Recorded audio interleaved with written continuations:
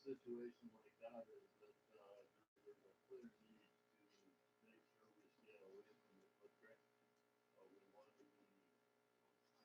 want to be in the right of way, but we're going to have to go on private.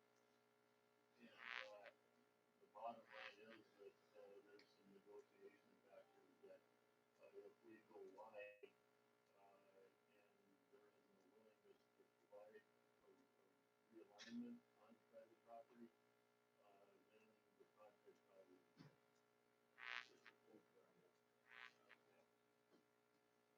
that's why I was going to so stop with just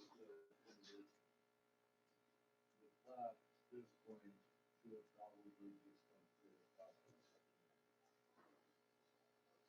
And that's important to make any comments regarding that to the firm doing the plat. That's the standard.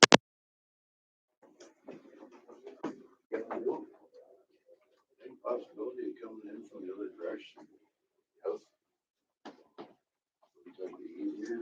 You don't have to go across and around that creek.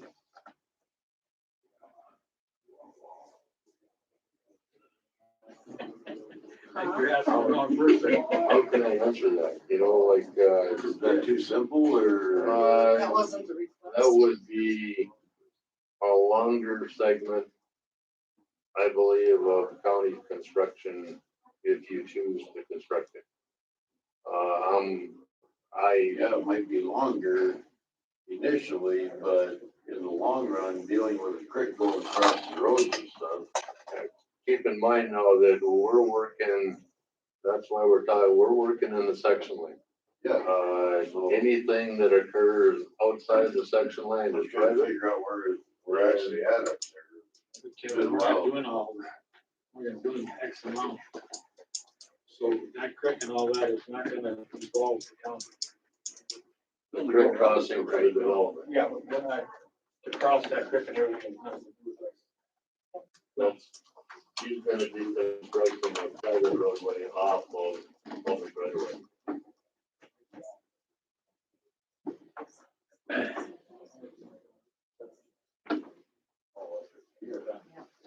Anything involving that creek, has nothing to do with water.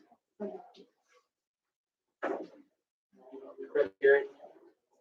Yes, preliminary conversation is that we provide. So somewhere up right about in here is the 1,700 feet, is that what you're saying? Real close. So, yes, somewhere in that vicinity. From that line across, from there on, they're gonna do their own thing. And in my mind, it's a road construction project, starting at the intersection south there.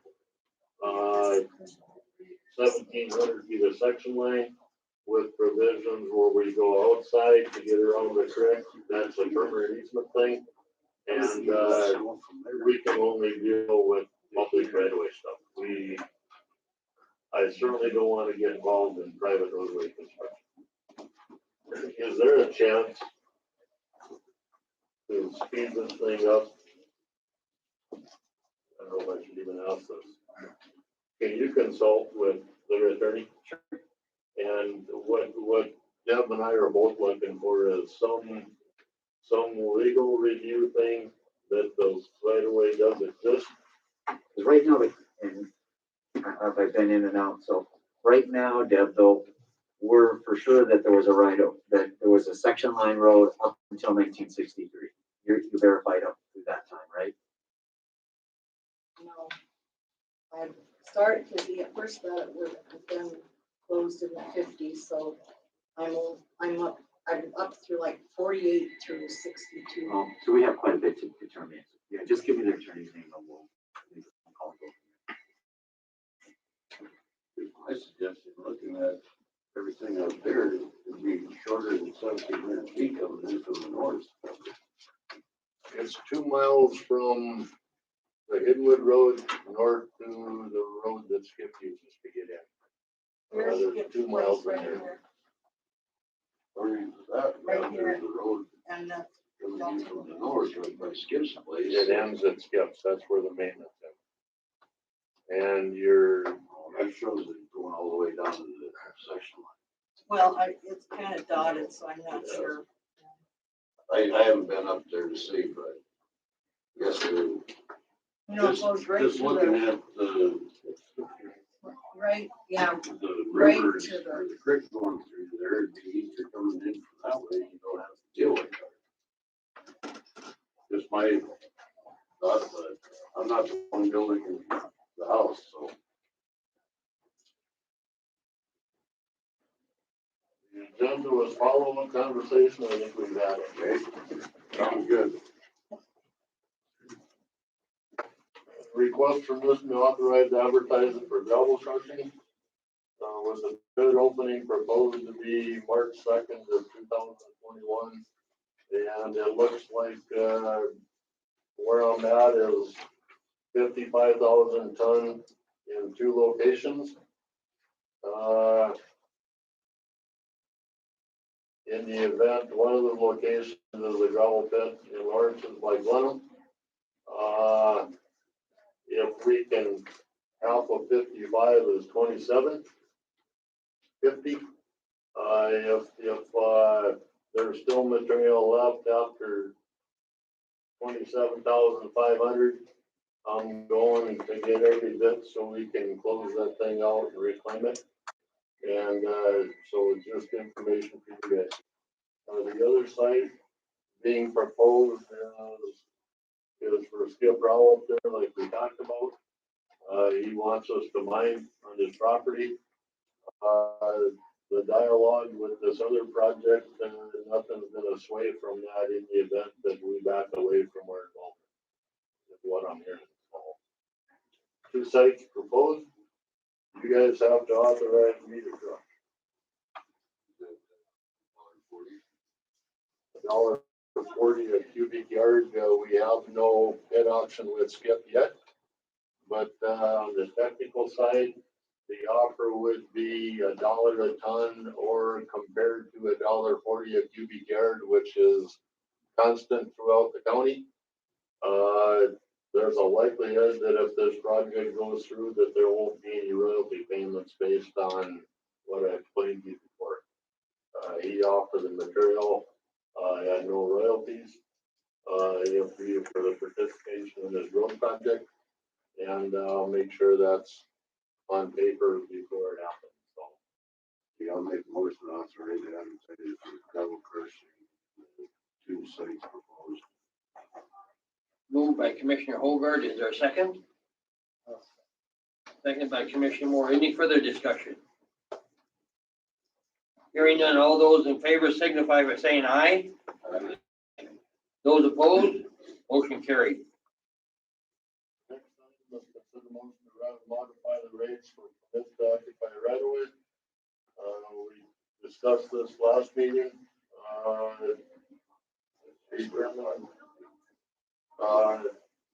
A clarification, the original permits are 200, as they stand today, it's $250 for gravel and it's $500 for asphalt. You would be modifying our permit to occupy form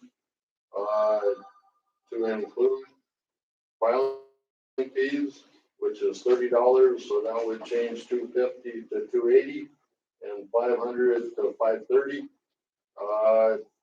All but the filing fee would be reimbursed after the 5-year period. I'll make a motion to modify the rates for permits to occupy from 250 to 280 on gravel and 500 to 530 on asphalt.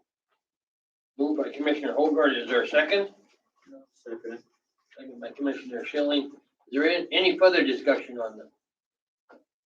Hearing none, all those in favor signify by saying aye. Aye. Those opposed, motion carried. Next item is formal authorization to pursue a grant application through South Dakota DOT planning and research program for industrial transportation plan in Walworth County. Just need a Let's go through it real quickly.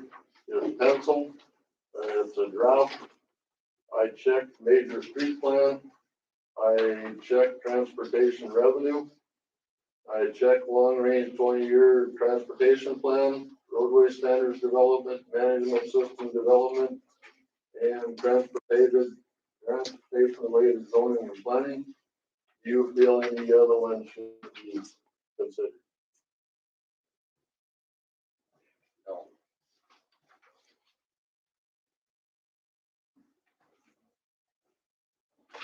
And on, you can read through it, the backside of page 1, study intentions.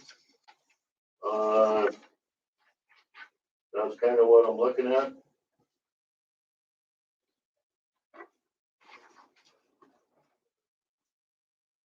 Line 2, foundation study to aid in determining improvements.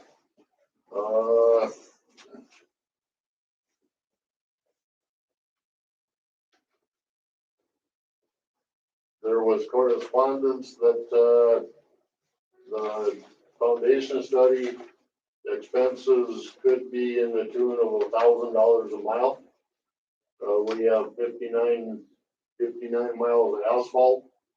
I know some of the asphalt roads have a suitable base. And in lieu of that statement, on the 3rd page, the amount of local funding available, I put in 30,000.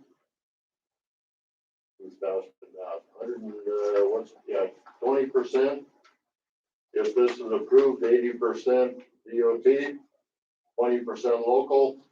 The 30,000, the $150,000 of project cost in putting this together.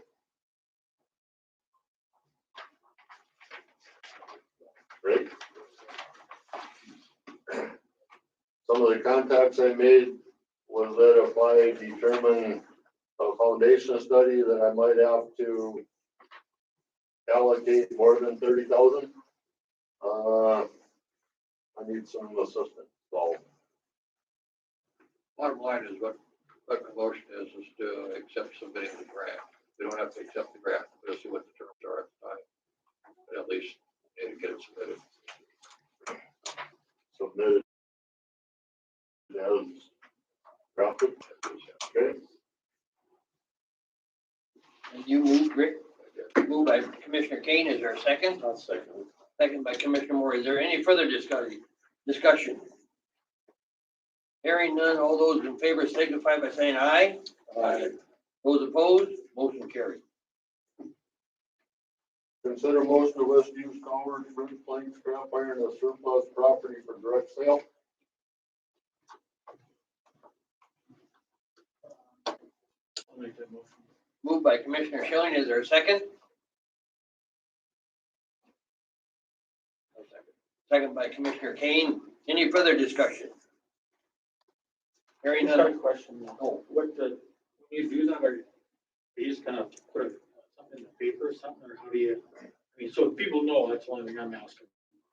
The reason why it's on is that in my interpretation, the program already exists in the past. In my opinion, that we reinstate the program on an annual basis to meet regulatory, Requirements. yeah, like legislate a lot of stuff. Yeah, because we already did the pricing on the bridge plan. Yes, and your question was what? Just, what are you gonna do when you gonna put something in the paper that we got salvage culverts for sale or for bid, or, I'm just asking that. Or how, Procedurally, what we have to do, the way I read through the bid laws, is we have to declare it surplus. And we've got to appoint 3 appraisers. And anything that's appraised for less than $500, he can sell either privately, publicly, however the heck he wants to sell it if we give him a motion. If it's over 500, then we gotta go through the auction.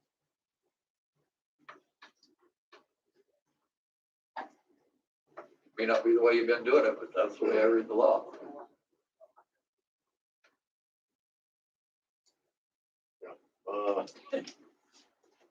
I'm all about doing what we have to do, so.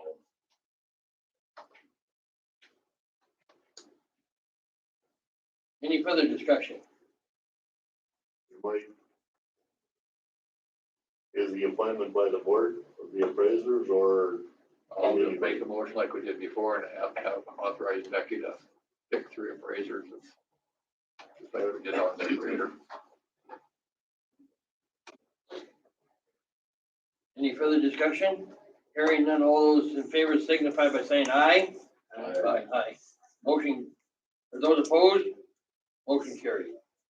I'll move that we authorize the auditor to retain 3 residential landowners to appraise those surplus properties. Moved by Commissioner Kane, is there a second? Second by Commissioner Schilling. Any further discussion? Hearing none, all those in favor signify by saying aye. Aye.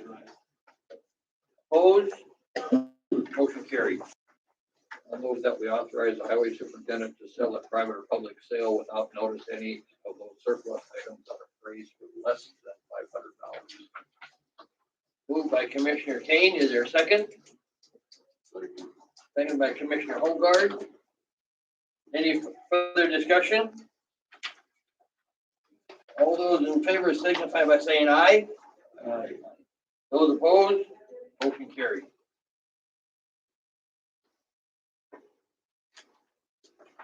I handed out the Walworth County Housing Program annual report. Circulated. Right here.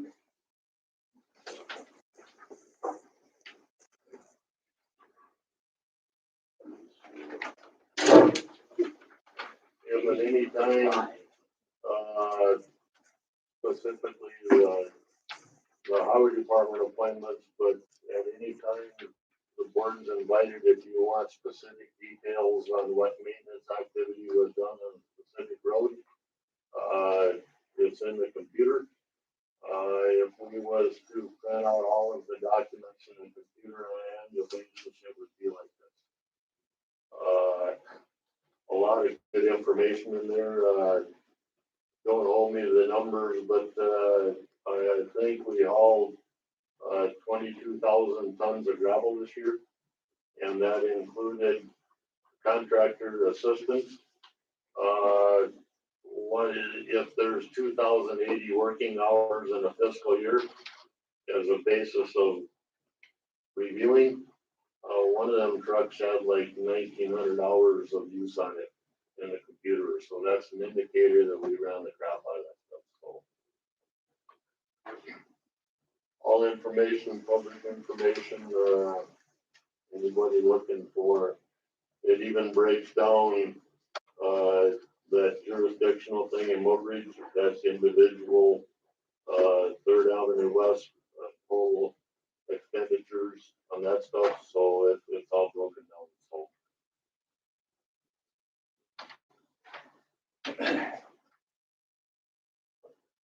And I asked you to put the resolution thing on the agenda today.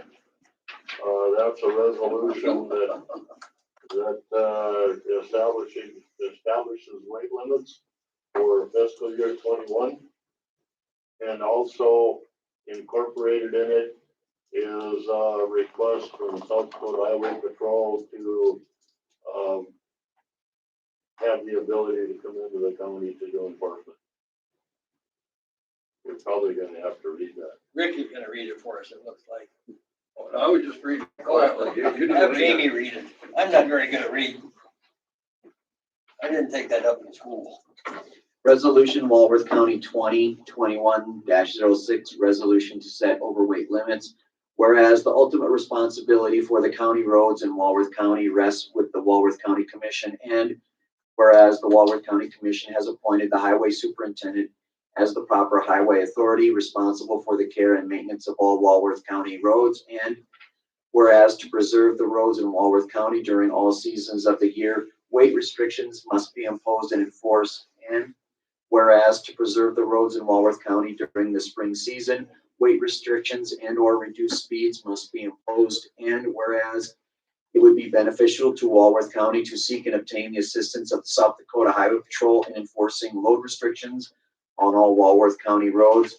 Now therefore be it resolved that the Walworth County Board of Commissioners hereby authorizes Walworth County Highway Superintendent to impose consistent with the recommendations of the South Dakota Department of Transportation and the South Dakota Highway Patrol weight restrictions for overall vehicle weight and or weight restrictions per axle during all seasons of the year, and to also include the reduced weight limits due to the thawing and excessive moisture during the spring season.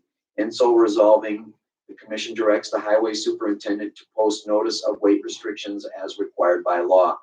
Be it further resolved that the Walworth County Board of Commissioners requests assistance from the South Dakota Highway Patrol in the enforcement of weight restrictions in Walworth County and authorizes the Walworth County Highway Superintendent to work in conjunction with the South Dakota Highway Patrol to reduce damage to the roads in Walworth County due to overweight vehicles. Dated this second day of February 2021 at Selby, South Dakota. There's a signature blank for the Walworth County Commission chairperson and also to attest by the Walworth County auditor.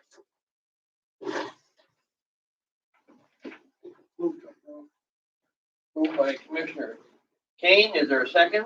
Second. Second by Commissioner Schilling. Is this just on paved roads or gravel roads too? We have no weight limits unless you guys choose to put them on gravel roads, that's just asphalt. That's just asphalt. Commissioner Hogard. There's nothing that says what the start date is on this. You have a start date. By law,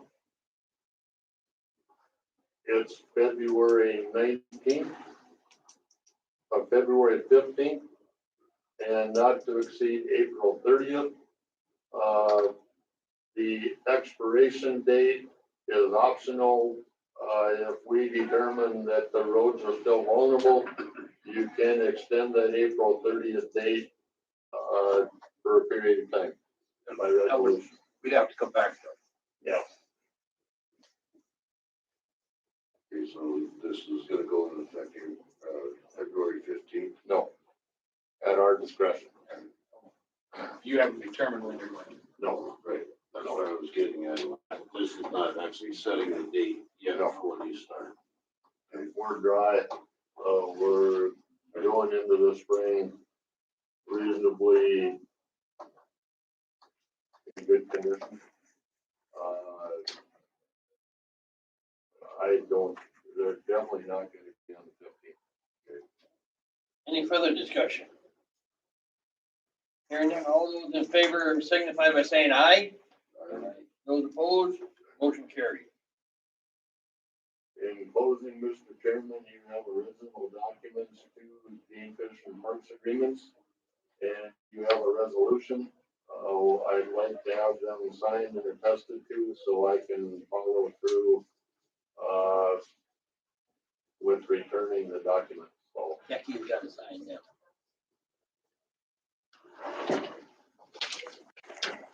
and one informal question. There was an email came in from you at 4 o'clock this morning. Were you really awake at 4 o'clock this morning? do my best work between the night before. You're only about 2 or 3 meetings into this. Don't burn yourself out. Thank you, Gary. Go back up to number 18, consider a motion to adopt resolution 2021-05, County Rangeland Fire Protection Agreement.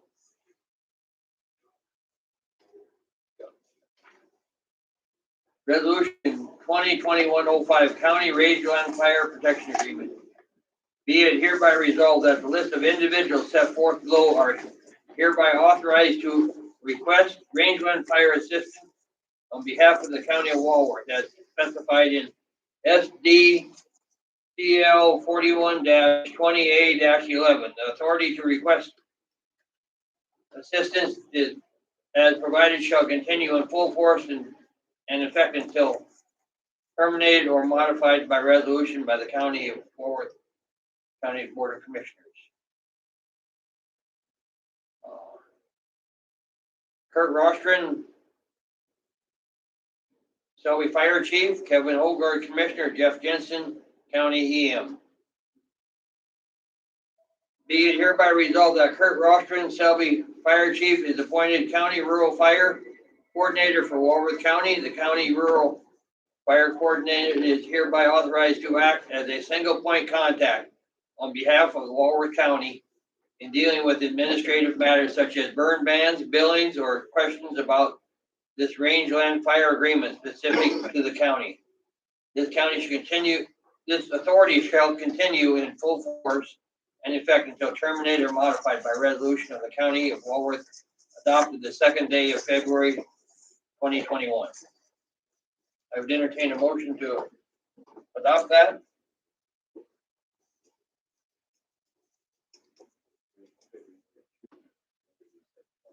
Oh, February 2nd of 2021. So, Moved by Commissioner Moore. Is there a second?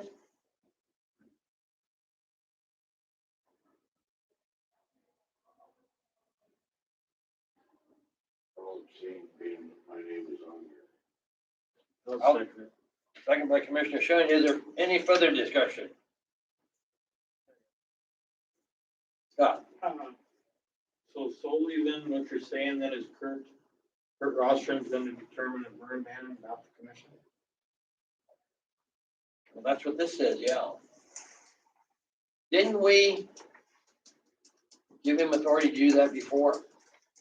3 or 4 years ago, and then there was some, him and Shannon, then there was some, Becky. Yeah, I believe you guys, you're still able to do it yourselves, but they also be done. As they see a need at that time. That could be as simple as just getting recommendations, I mean, and I can tell you guys, you know, it's not looking good, we probably ought to be doing something proactive. Just hearing you guys say it. I think the board is the one who has to do it. I believe. What does the resolution say, Jim?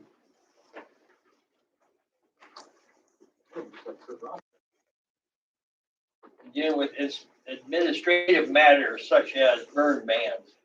That really doesn't say he has the authority to.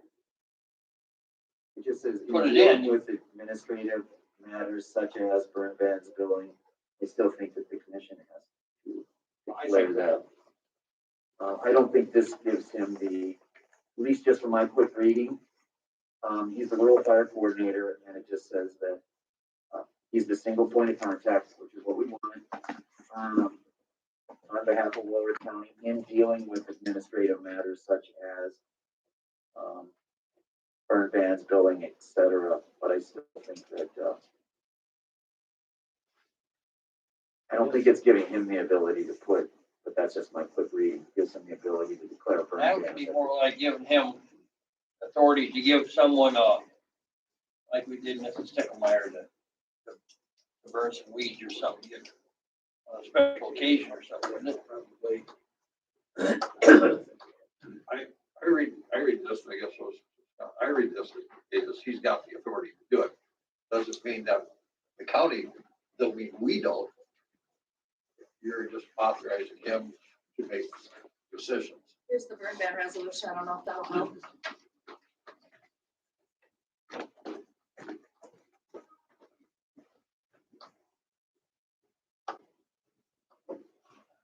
I mean, to me, I guess, I think what we've always voted, we voted on it. I mean, and I wholeheartedly believe that's how it should be. It's a commission now, whether or not, just like Jeff said, you bring it to us. I agree, that's fine. But let's not look at it way wrong, because we all don't always agree on it, so. If some of us see that it should be a burn ban put on, some don't, but I think it should be whoever these guys are, women here, whoever they are, sitting at this table. I believe wholeheartedly that them are the ones that should do it. That's just me. You two are the attorney. The way I read it, that we would still put it on, he would. It's very vague, let's put it that way. What's that? It's not clear cut on what, I mean, if we're giving him that authority or not. I don't want to sit and take an hour on this. I'm just going to read.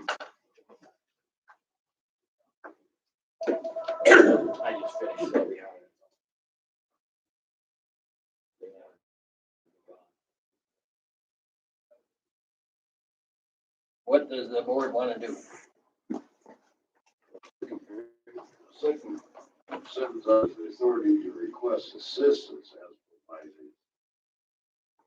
So I mean, are we just asking her his assistance? Well, I guess I'm just looking at just how the wording is there on that next road. And the one name there, to me, that's telling me that that's the person. Maybe I'm looking at it wrong. But then you have a second paragraph up there, it says, until terminated or modified by resolution by the county board of commissioners. So we would still have to have a resolution to have the burn ban. And that's gotta be by the commission. I think we got two different resolutions here. That first part deals with these three people have the request to do it, ask for assistance. Then the other one talks about who's authorized to deal with administrative issues such as burn bans. Administrative, wouldn't that be, we would put it on and he would administer it? If I don't know what the statute says. Actually, that would be more for if there's a big fire, you know, when we have to get the state involved in it, as far as coordinating with the state, being he's a Warhawk manager, does a lot of this, and like with Jeff as the emergency manager, they can coordinate for the county through the state. And cause then you set up all these deals and you have the billing that goes out and everything else. So that's where like Jeff and myself and Kurt would be involved with that as far as the billing and requesting assistance from the state.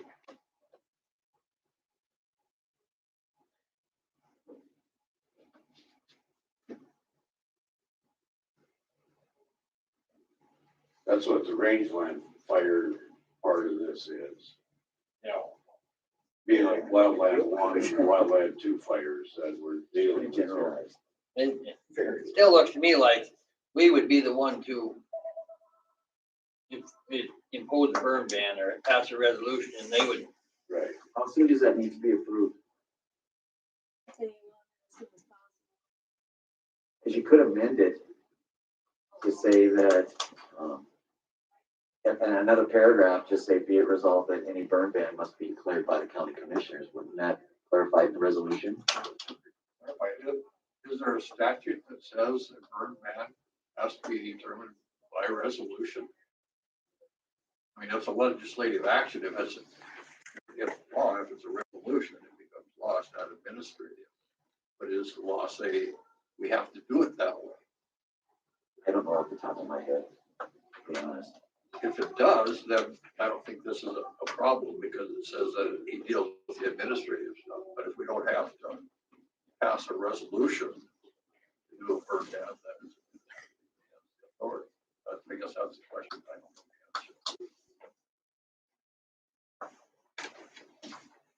don't know the answer. Haven't we in the past, during emergencies and stuff,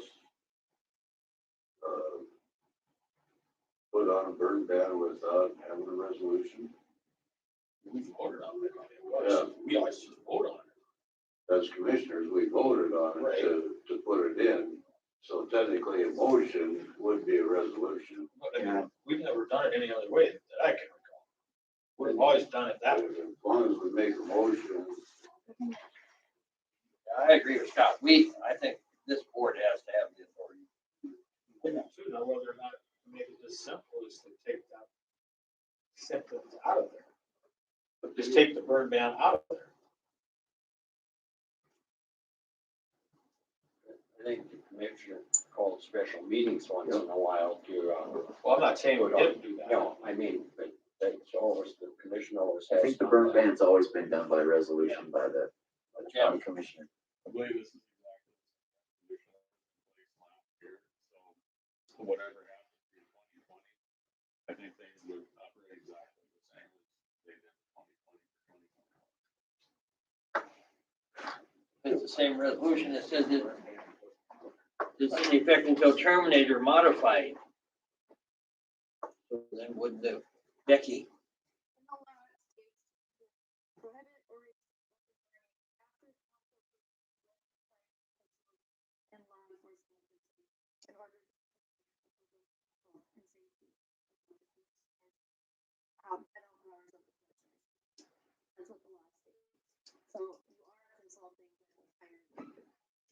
for putting it on anyways, so that would probably stay in there.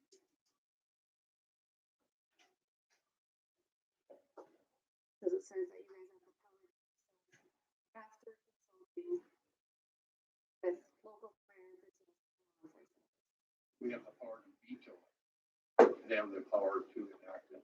That's how you do that. That's almost like that we have the authority to declare once other individuals have requested it, or we make that decision. General powers of the commissioners.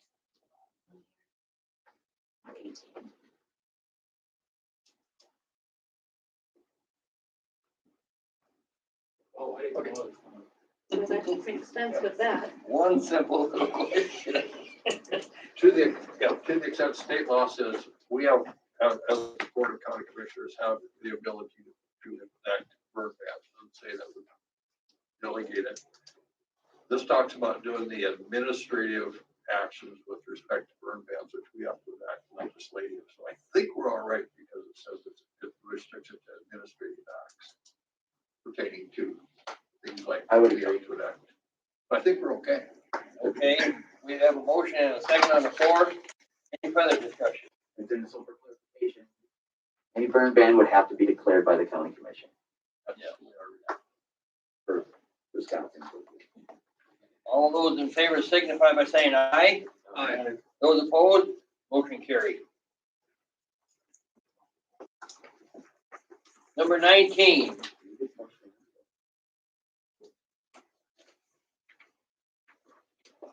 Okay. I'll kind of hit these, yeah, but I would wheel it back to what you guys like to see. Number 19 is deals with the motion made on November 24, 2020 regarding paid holidays. There's a motion to add optional, the word optional pertaining to the non-working holidays declared by the president of the U.S. or the governor of South Dakota. That passed, but I'm gonna make a motion to rescind that change because state law says that the holidays include all other days proclaimed as legal holidays by the president and the governor, so we can't change state law. So I'll make a motion to rescind that prior motion and go back to the original policy. moved by Commissioner Kane. Is there a second? And it's at 7.12. I'll second. Second by Commissioner Moore. Any further discussion? Oh, Scott. Well, then, just basically saying that that's a law.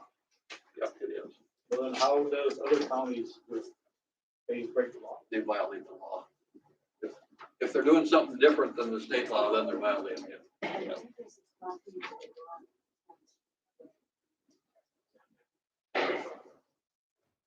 Well, then there's counties real close by that are doing that.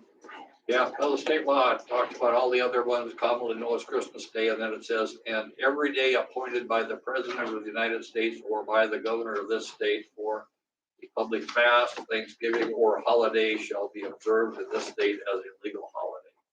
That's the state law.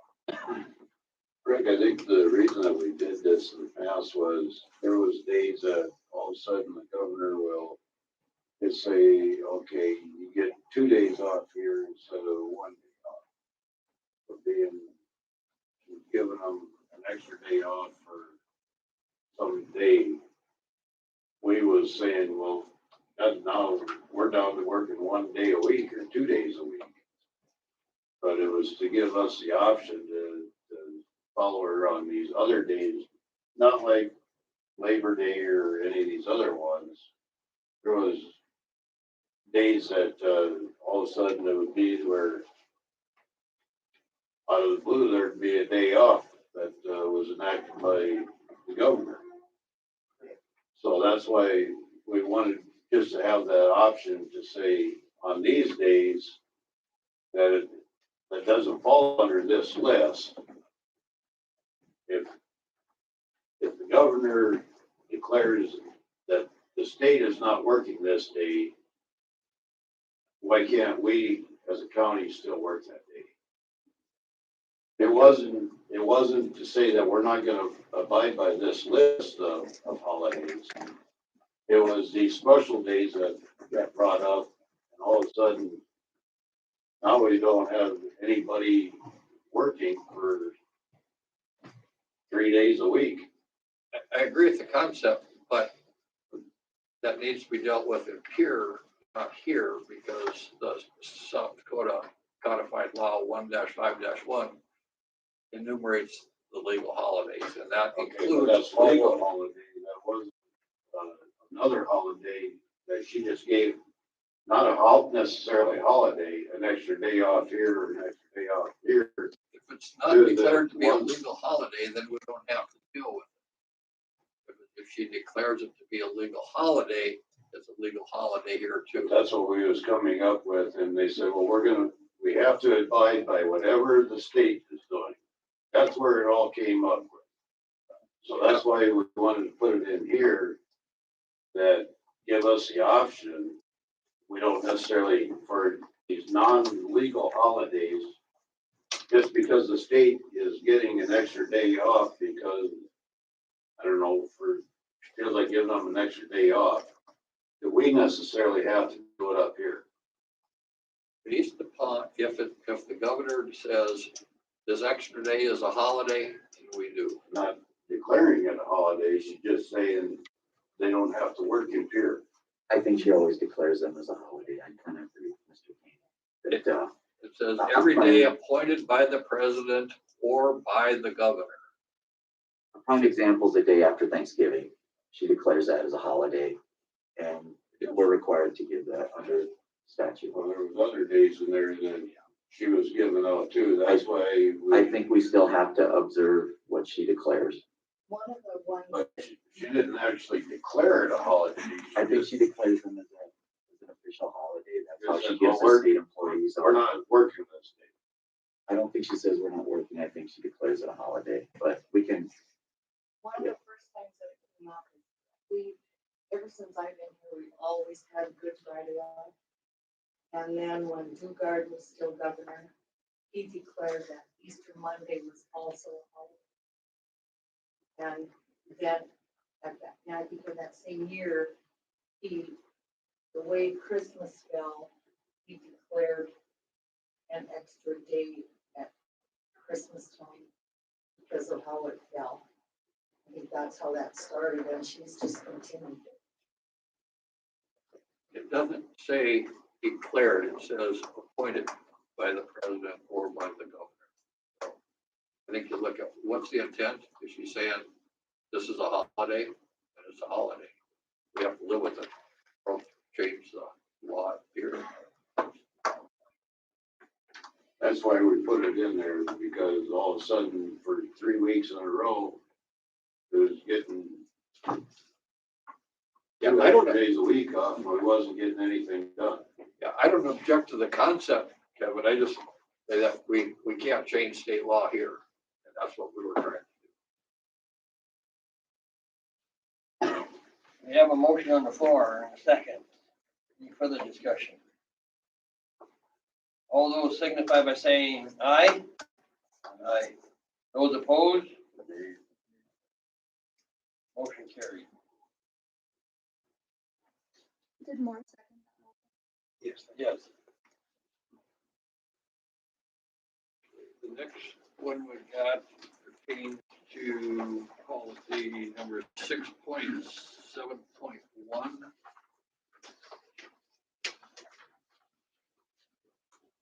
That deals with the travel.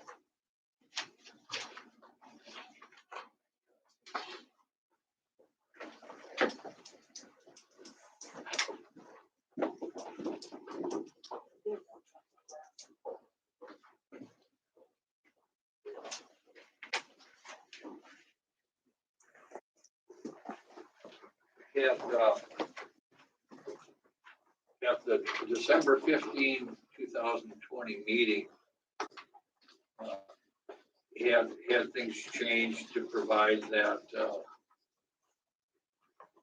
county would reimburse employees who over job-related travel expenses per diem rates will only be reimbursed when it requires an overnight stay. I don't have a problem with the concept.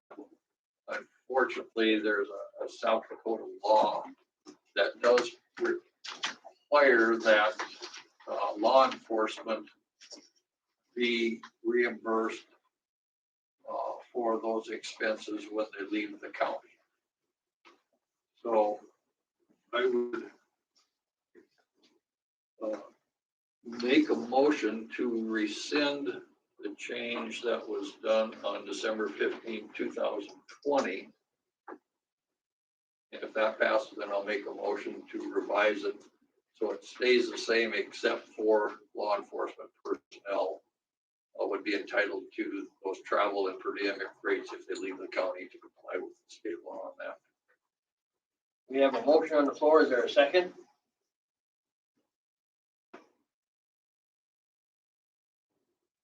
I'll second it. Is there any further discussion? I got something. Kevin?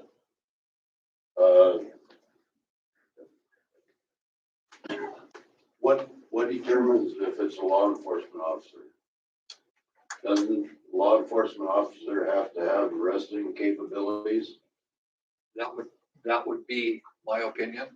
When you look at These transport officers are not, they do not have arresting capabilities.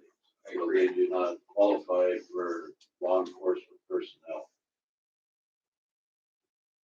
So we, just like we would not classify them as law enforcement because they do not have arresting authority. I think when I read that, it said, or anyone working under the direction of the sheriff's office.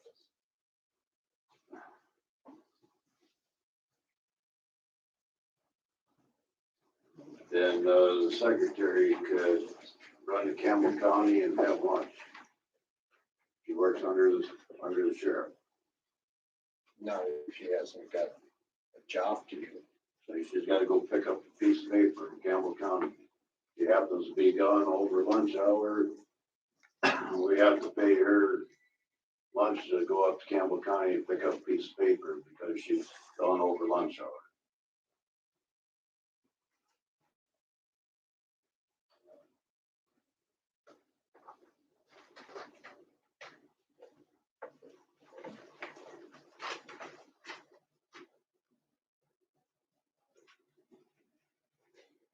Jamie, what's your opinion on law enforcement officers? I haven't looked at any of this information, so I don't have an opinion without looking at it. Truthfully, I think you're right, Kevin. I've read it. That's how I read it. Law enforcement is classified as having arresting powers. Becky? I don't believe the Oh. Oh, then we go back up before we have any discussion. Is there a second to Mr. Kane's motion? Second by Commissioner Moore. Now more discussion.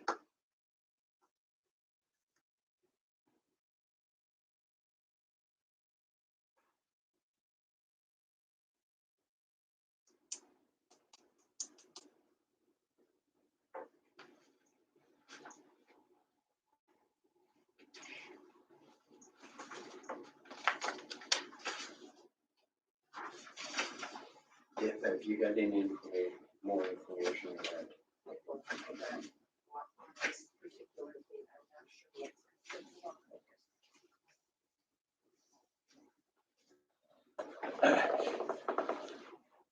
I thought when I read it, I understood it to say anyone employed by the sheriff's department. But I don't have that.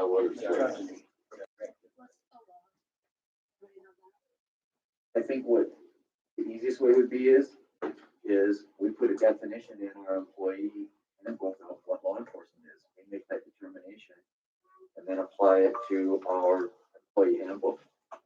Would be the easiest way. If it's in state statute, what the definition of law enforcement is, then are we breaking the law?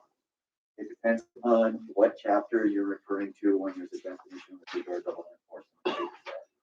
Just like they, for in retirement purposes, they're classified under the B side under law enforcement. So, I think my recommendation would be is we define what's considered law enforcement if we don't have something from any of the state statutes, which would apply to this exact same issue or the per diem.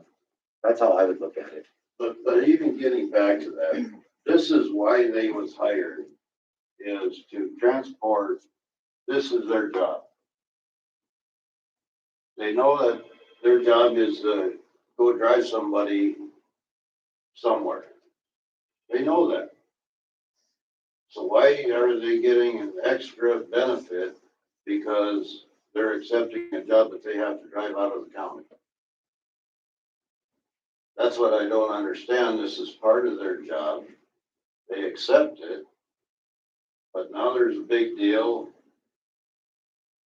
In 1 month, I know that before this came up, there was over just about $500 in meals. And I'm not opposed to giving county employees meals, but if we're gonna do it, let's give meal to every county employee. That's part of their job. That's where I'm standing at is, we're gonna be fair about it. Let's be fair to everybody and let's make meals for everybody. But this is their job and they know what their job is to drive. And they're gonna be driving out of the county. They don't know what time they're leaving. They've got Yes, 20 they do. minutes. If they're on call, they know what time, they get called up and say, hey, you're gonna be leaving in 2 hours to go somewhere. When they get the call, they gotta be there to pick that person up in 20 minutes. Well, Is what they're required, to be there in 20 minutes. So it's a little different than someone working in this building or in the highway department that knows they're gonna go to work at 8 o'clock in the morning and they're gonna be done at 5. These guys have got no idea what time they're gonna leave or when they're gonna be back. they're not classified as law enforcement either. I have a question, Becky. Let's say you send one of your girls to appear for a meeting at 10 o'clock. They come back at 4. Did you get a noon meal because they're out of the county? No. It's no different. They're not law enforcement.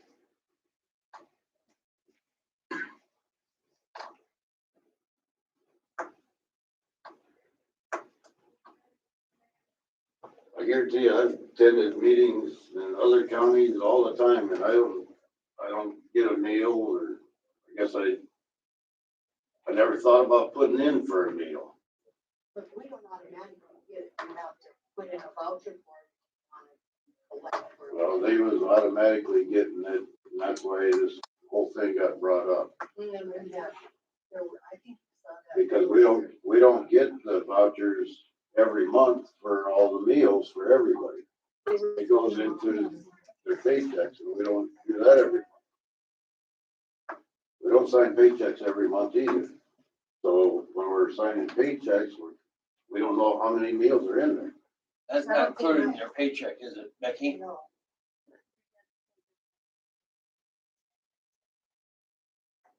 But they have to have a voucher first, right?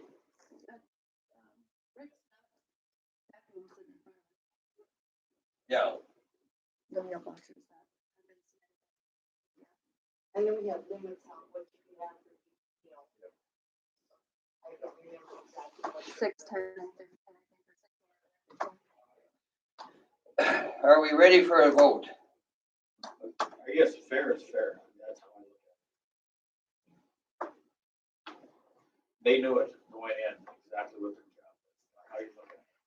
No matter how you look at it. When I go up planting, I guarantee I pack a lunch. That's a little different. You know when you're gonna go. You don't get called at 2 in the morning and say you're going to Assistant. But I know that I'm not gonna be in a restaurant either, so I pack a lunch the night before. Can they eat it Not while they're driving. But they can't stop either with the prisoner, right? I mean, you know, if they can't stop and That's why- eat.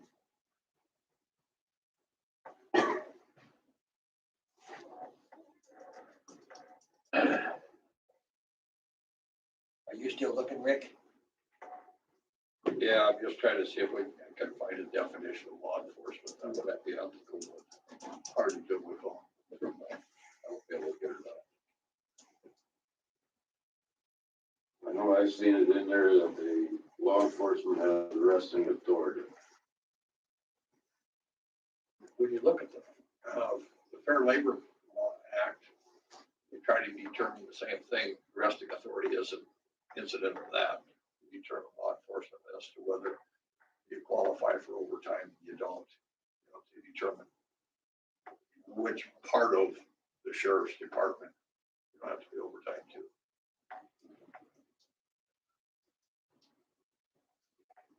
But I don't know if that's applies to this particular statute that talks about reimbursement for those expenses if they leave the county.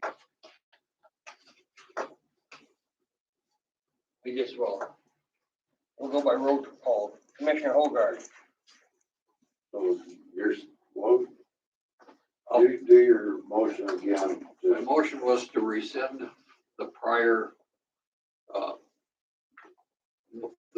changes that occurred on 12/15/20 pertaining to travel reimbursement. Okay, my response is no, because they are not considered law enforcement, according to the state law. Commissioner Moore, Yes, because they travel under the direction of the sheriff's office. Commissioner Shelley, Commissioner Kane, Yes. and I vote yes. Motion passed. We did receive clarification.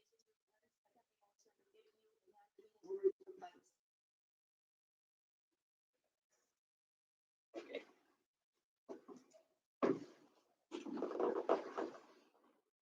I would make a motion to amend policy number 6.7.1 to read as follows. It is the policy of the county that employees be reimbursed for necessary and reasonable job-related travel expenses based upon the adopted travel expense and per diem rates.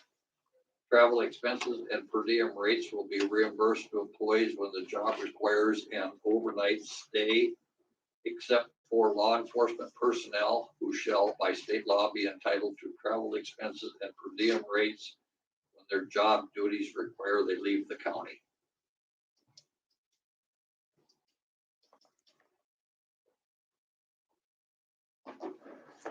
You move, I made that motion to adopt that.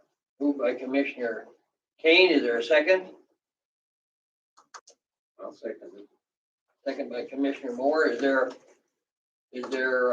any further discussion? Again, I would just restate that they do not qualify to be classified as law enforcement.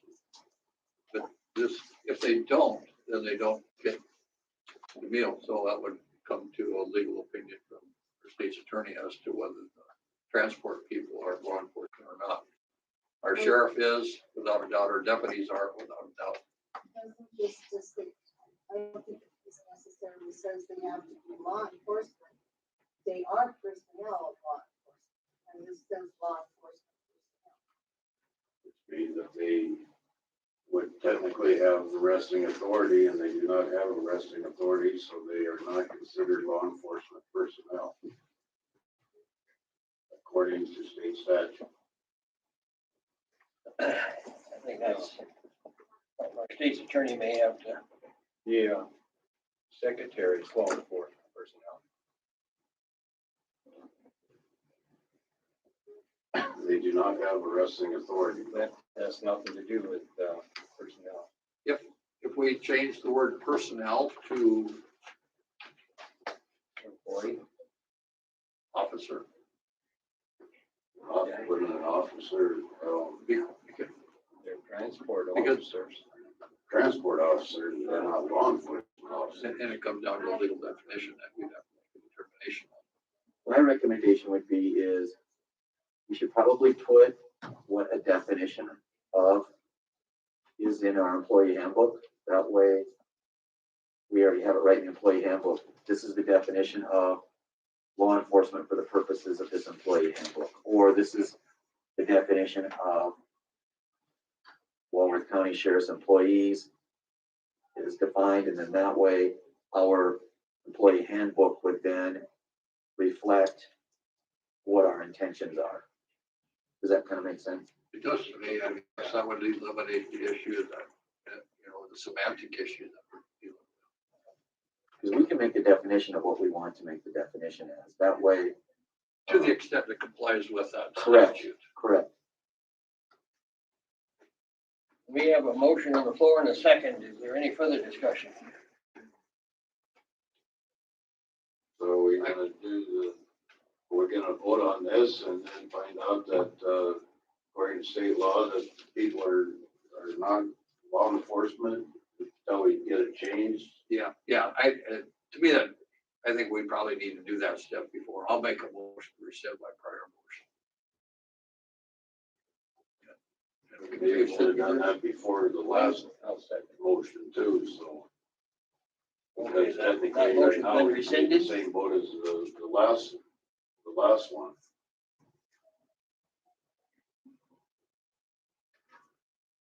Until we get it changed, and then we can redo it.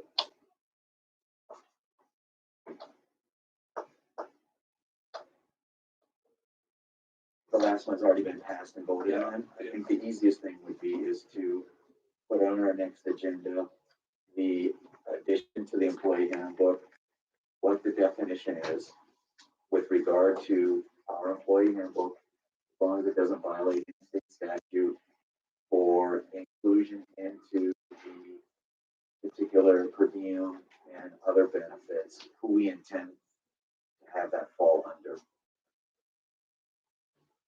And just because we passed it,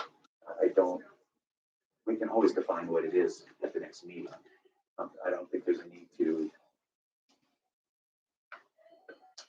Yeah, you're saying adopt the one I have now and then the next meeting, just add to. We already have one that's been adopted, so we would define that at the next meeting. Is that your first motion on the, Rescind the deal. correct? So that's already been done.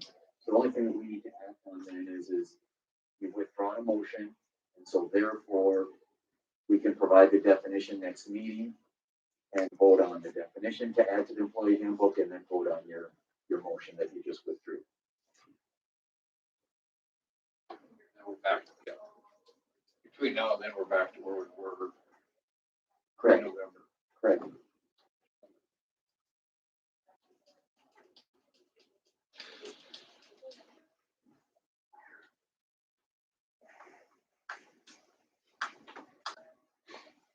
Where are we? Did we get a second to my motion to rescind?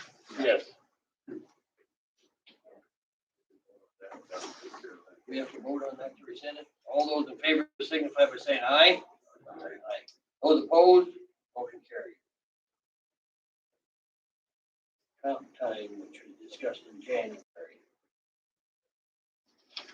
And maybe Jeff can give us a little more on that. It looked to me like 5.3, there was a bunch of comp type things that got approved, but didn't get run through the minutes. Published. We had kind of a commission meeting, department head meeting where we discussed, like the standard workday. So every office said whether they, like the highway department didn't want to have their employees during comp time. They wanted to have overtime. The sheriff's office wanted overtime. The landfill and the auditor's office said they would prefer overtime than comp time. So that's what each one of these does. Like at the highway department, it said at the very last sentence, it says, this department will not receive compensatory time, but will receive overtime pay with prior authorization. And they all say with prior authorization because that's what it says in our comp contract. So that's what those changes are, just so that each department knows whether they're going to get comp time or overtime. And then at the same time, we changed 5.8 to say that instead of 80 hours of comp time, you can only have 40. And then we added the sentence in there that any comp time had to be used in the fiscal year it was earned. If it was not, it would be paid out as overtime at the end of the year. And that, and all the comp time had to be prior approved. It could result in disciplinary action if it wasn't approved by the commissioners prior to earning. Becky, You could go ahead. Okay, Just to keep everybody safe. okay, the landfills you still want. Okay, you're recommending in order to get your staff gets comp time. The rest of the building. first one, I can do that. Here, easily. So Amy, just for clarification, this was agenda items that were passed, but never adopted into the handbook, is that right? They were discussed and then we said we'll bring them up the next time and then it just Okay. never happened. So then what we have to do is put what we specifically want on the And that's- agenda for the next meeting to put into the update of the employee handbook. I don't think so. No, I think we can do it now. It's on the agenda. Okay. Then you're all right. I thought this fall we, like in November, didn't we pass these, but we just didn't get them put into the handbook? That's what we did. Did on the 20, yeah, we did, you're right. On the 20, I gotta look here. Was it the 24th? Because what I gave you guys was this whole, I gave you this page, the comp page, and then also the 8.3 where it added the stuff about passwords to the final paycheck. We passed all that, I believe it was on the 17th. But we passed it and then I never got it put in because then they kind of didn't. What do you mean it kind of did it? I'm trying to think. Seemed to me like we passed it. There was a motion. I gotta see what the motion How was. about if we, just for clarification and moving the meeting along, how about if we have Deb go back and look at the December meeting, find out what was passed on 11/17/20 or whatever meeting, we can get clarification and address it at the next meeting. What your note said to me, Deb, was that it passed, but it never made it into the minutes, so No, that's what it was. we just need to. It passed. We passed it on, I can't remember the time, but the That motion has actually, 11/17 of 20. the motion actually passed unanimously. So, and then remember, you asked me about that, and I said, yeah, we passed it. Then I went back in and listened to the video, and then I came with a note and told you what time it said it, and the motion passed unanimously, but it wasn't in those minutes. And I said to you, that needs to be added to those minutes, and you said, well, they're not official minutes yet, but it never got added to the minutes.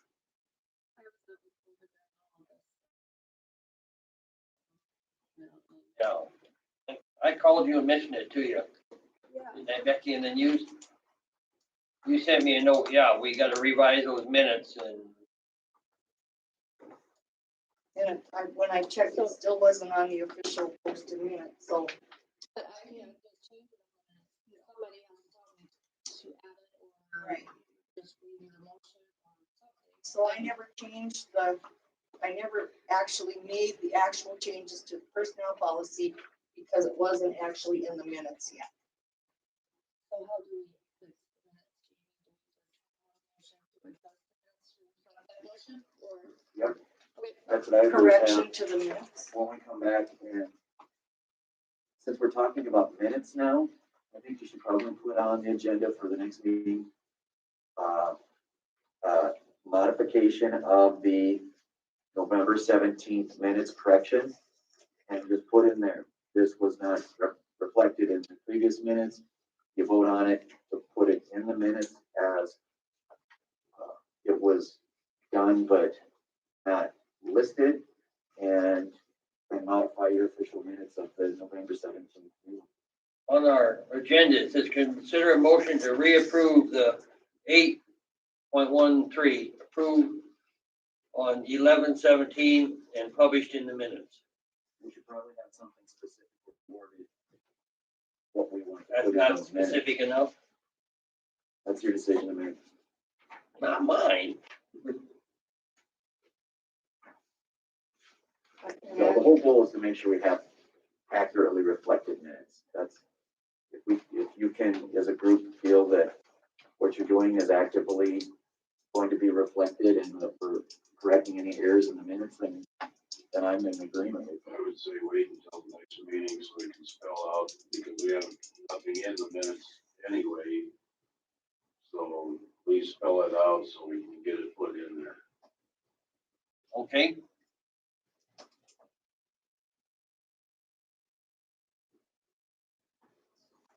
Consider a motion to remove 8.5, the rehire policy for 3 months. Now we put the personnel policy that says if an employee is terminated or voluntarily quits, they can't be rehired for 3 months. Yeah, my thought on that, 2 points. One is the elected officers have the opportunity to hire who they choose.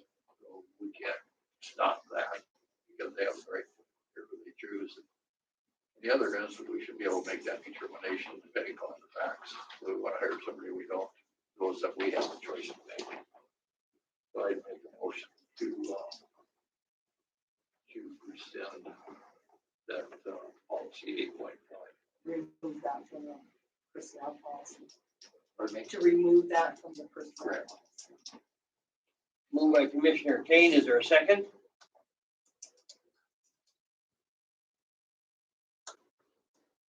Second. Second by Commissioner Moore. Is there any further discussion? Scott? Yes, I really got a problem with that is because is the reason why that come up, did that happen or something, or, It did. and, what, everybody just doesn't read the policy? But I don't believe it should be, I don't think it was in there. It wasn't, it happened and then it was put in the policy. but it looks like it was a long time ago. Yeah, But did it just happen again? not that I'm aware of. Well, I think it did. Okay, I'm not, I if it think did, that's I'm not wrong. aware of it. It's wrong that we should be doing something like this into the policy when the act has been done. I mean, this is crazy here. Our policy changes after the fact. I don't care if you're an elected official or who you are. It's in the policy. Abide by the damn thing. It's crazy. Elected Here is officials commissioner. are free to hire. whom Okay, they then want. the commissioners, the elected officials throw this book away. It's not right. It's in there. I'm sorry if somebody in office hires somebody they shouldn't have, it's in the policy, by God, we should stick to our guns. It's our job. I don't care how you guys look at it, but it's our damn job. The reason it was in there wasn't because of all the insurance nightmares and other paperwork for the auditor's office, trying to get somebody requalified for insurance and everything else, and all the other paperwork. That's why it was put in there in the first place. Then it looks like to me, and maybe it's exaggerating a little bit, but I don't think so. Looks like me like we're just saying, hell, do what the hell you want to do. Basically, that's what we're saying, guys. If we're letting it happen, and it happened again, just lately, I by agree. God, Everybody says elected officials can do whatever they want, to include breaking laws and stuff, so what's the difference? Where you said it should be in if the they're policy. elected officials, should we just throw the book away? That's what it looks like Here's happening. something I'd like to point out to all of you, is that on the Personnel Policy Committee, there is not one single hourly person who this affects the most. There is not one single hourly paid person on that committee. And that's who this whole personnel policy affects the most. Yeah, but we have no say in what you guys do anyway. You guys make everything and decide everything anyway. I'm not elected. I don't No, but decide you guys, nothing. basically, I've never seen a place that employees run everything and we have no authorization to make anything. Man, Why are we even here? That's what I don't understand. Why we're even here. I remember this meeting, Yes, they did. and by God, now because elected official broke the rules, it's all right? No, it's not. That rule doesn't apply to the elected official because they get to choose who they want to hire. We don't have that choice. We can control the number of people, we can control their budget, we can control the rate of pay. Yeah, we can control their budget too, but they can blow right through the budget too, and they can That's do not what whatever the they issue we're want talking because about it's an here. elected, but it's the same thing. Because they're an elected official, they can do whatever they want. Then I guess then, well. You guys can sit here and actually think that that's right. That's sad. You know damn good and well it's not right.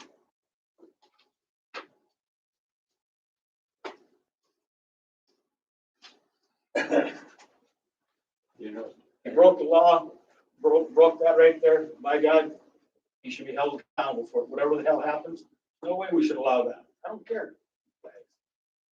if it's That's wrong simple. or right, it's not a matter of wrong or right, if it's the law. If you can't stop them from doing it, what are you gonna do? So Like that's I why I said, have, we should just throw that book away, that I have handbook a away. handbook. I didn't write the law. Well, then we should throw that damn thing away, because I can't see what good it's doing. We just change it to make it right. You basically have two classes of employees here. Employees that have department heads that are then elected, and then you also have employees whose department heads are elected. The county commission only has total control over the non-elected hired. Like Mr. King is saying, is you can control the budgets, you can control certain things, but with an elected official, that's another peer issue. That if you want to change the law, then that's something you would have to change in peer. The employee handbook does, I agree, it applies two ways. To employees of elected officials and to employees of non-elected officials like Deb's office, the highway department, the landfill. That's just the way, I mean, if you want to change that, then I think you have to go to peer. I mean, we can even adjust the budget and like elected official can go through the budget and not have to worry about it. Other than getting a letter from legislative audit once every 2 years. Your department heads did this. Wasn't the commission that did it. We went into the policy, but the department heads agreed to this. So there's no question who did it. No, I agree with that. I'm not Absolutely. arguing with you about that. But again, I think I know why this particular policy came into effect. I had no idea that just recently it had been broken again. Yeah, I'm not thinking, I'm just racking that in my mind. I can't think of it. So, and I don't want to know, don't tell me. But, yeah, that was passed, for a particular, thing that happened back then. So that's 4 years ago. We have a motion on the floor. We are not getting very far in a second. We'll go by roll call vote. Commissioner Hogard, No. Commissioner Moore, Yes. Commissioner Schilling, No. Commissioner Kane. Yes. I vote yes. Motion passed.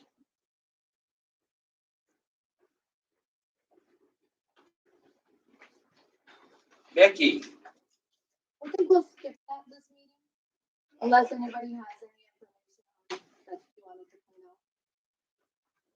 I was just gonna see what your guys' thoughts were. But we can always do it the next meeting. okay, I guess my thought is, if we're gonna do this, we need to do it soon. Yeah,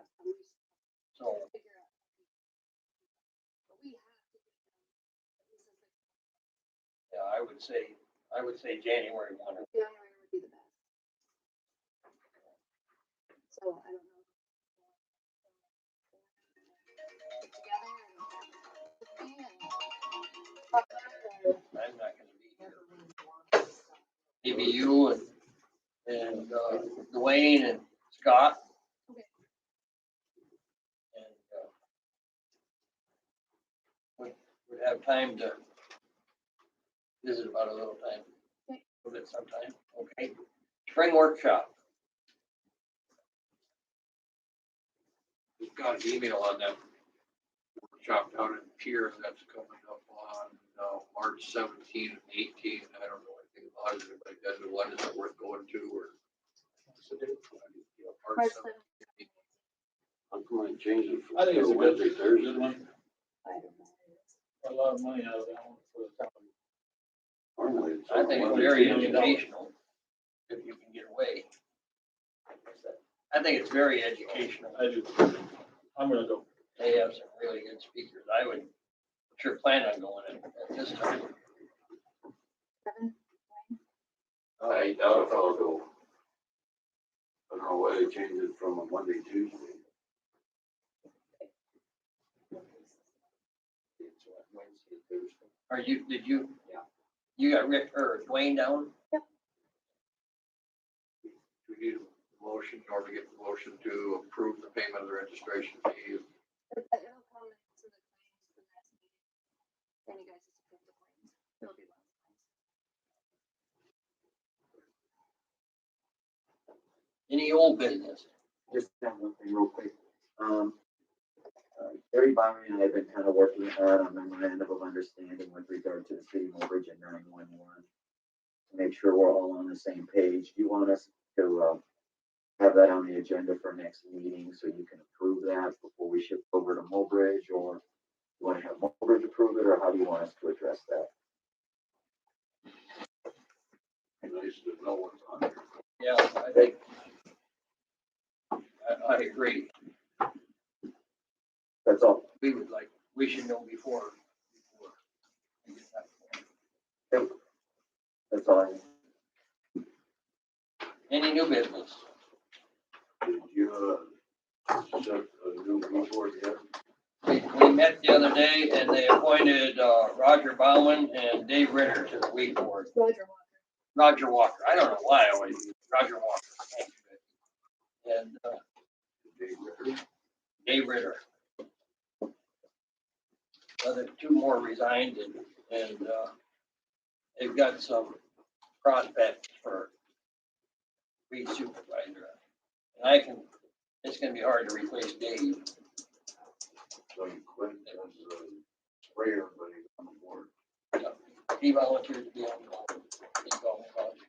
Becky, Most of you know that, I'm gonna do this, but I've been with the county for almost 14 years. I've enjoyed being the auditor and working with the taxpayers of this county. I greatly appreciate everyone's support over the years. I was not looking to leave, however, an opportunity became available to me that I couldn't resist. It's closer to my home, it will be a better fit for my family and I. My last day as auditor will be February 19th, and I will be happy to help with the transition.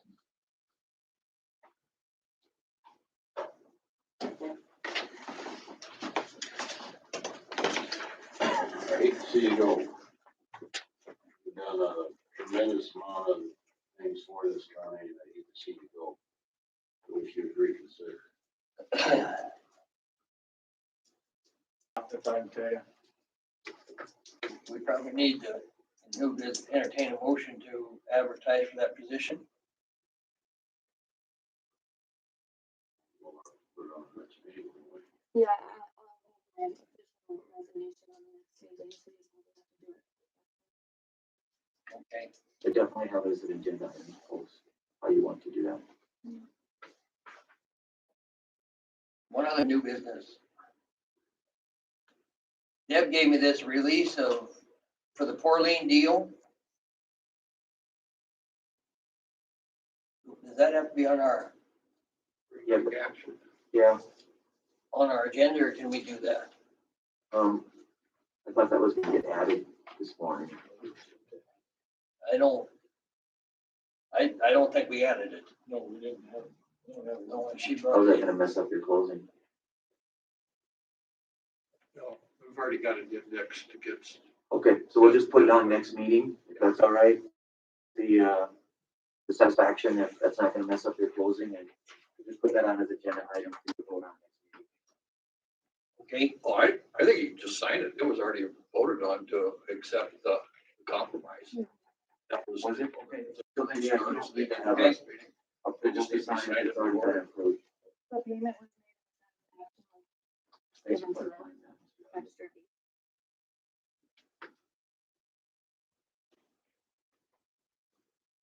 and if there's nothing else, I'd entertain a motion to adjourn. Moved by Commissioner Hogard, second by Commissioner Schmidt. All those in favor? Aye. Those opposed, motion carried.